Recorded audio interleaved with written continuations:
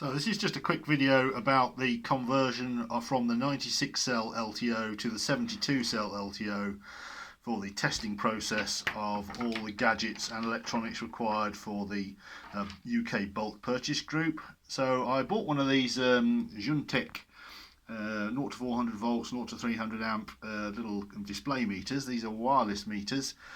This one is being powered by USB at the moment, and this communicates with a unit which I've put onto the battery box. So this is the 72 cell LTO battery assembly. There are two blocks in the car already, as you remember. They're in the spare wheel well.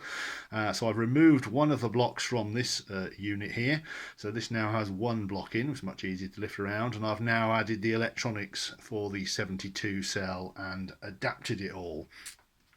So we've got a plus 40% BCM, that's standard, apart from the one resistor inside. Then we have the MCM, which has a number of mods, as you can see. So this has got IMA P&P inside. It's also got plus 40% hack. It's got the BCM interceptor inside. Now this is my test one, so this has a switch, so I can switch between the OEM BCM or the BCM interceptor. It has the fail short circuit mod. It has a 4.7k resistor on the V-pin input to just drop the 72 cell LTO pack down, voltage down slightly.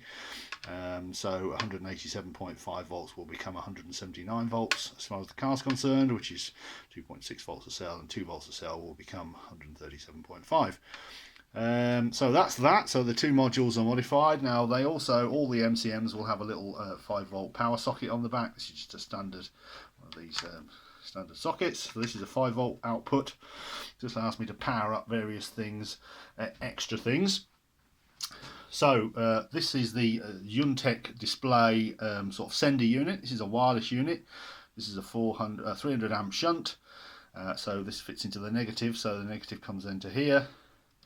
Then comes out there, goes down to the battery. And this is powered by a little tiny DC to DC converter to provide isolation, because you don't want the supply for this being connected to the chassis, otherwise it would be a short circuit from the car to the chassis, so we don't want that. So this little DC to DC converter, this is a 5 volt to 15 volt DC to DC converter, and the so the 5 volt comes down here and powers this little DC, which then powers that.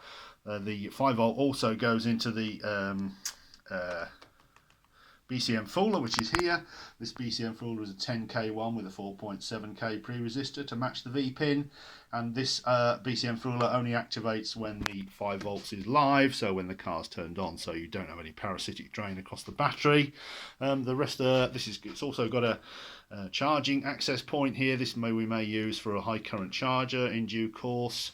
This has a little power here. This is the directly across the battery, so this provides the power for the BCM fooler and for the meter.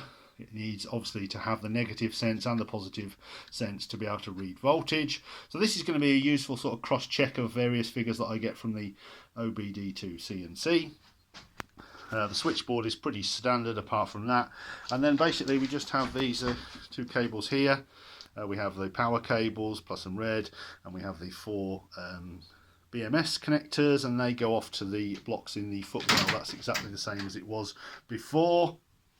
So that's where we are now. So this 72 cell converted unit is ready to go in. You can see that if we were to adopt this as possibly a conversion strategy for the 72, i.e. just have one block inside a cut-out battery box.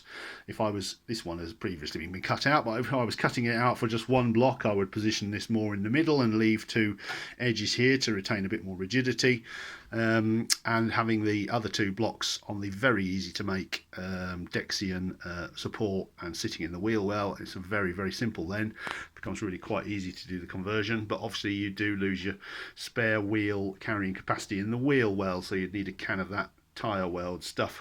So that's where we are at the minute. This is all ready to go in the car this morning in an hour or so once I've had my breakfast, and we should then be able to start testing the 72 cell configuration.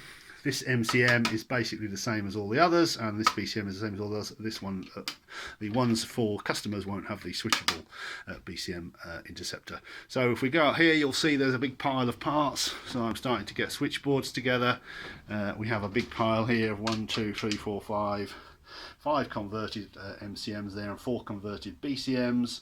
You can see they've all got this 5-volt output, and they're all converted the same. We have a big pile of converted BCM foolers, and these are the ones with the 5-volt powered switch on, so they're not parasitic loads. And then we have a whole set of temperature harnesses. These are all ready to go in, and I now have one spare block, which will be useful if we have any issues with blocks when they get sent over from the US. So I'm still on with obviously organising all that.